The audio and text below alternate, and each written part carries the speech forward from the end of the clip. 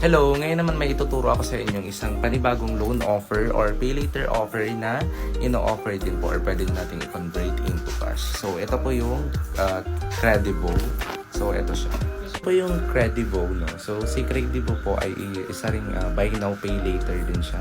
Same lang din po siya sa Home Credit Quarta and Skyro.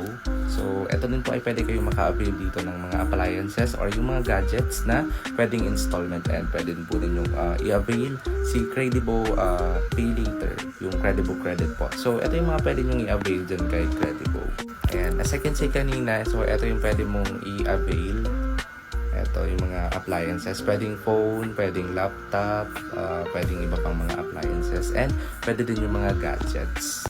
So, you can get 0% down payment po dito kay Credivo if ever na kukuha kayo ng appliances or ng gadgets or yung product loan na ino-offer po ni Credivo.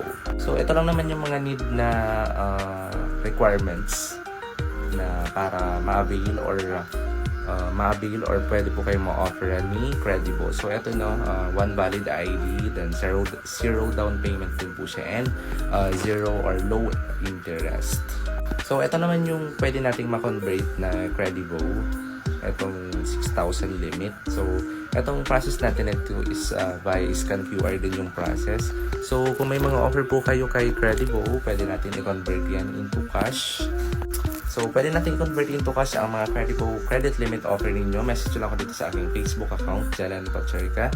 And, i-add friend nyo po ako or reply po kayo sa my day ko para makapag-message.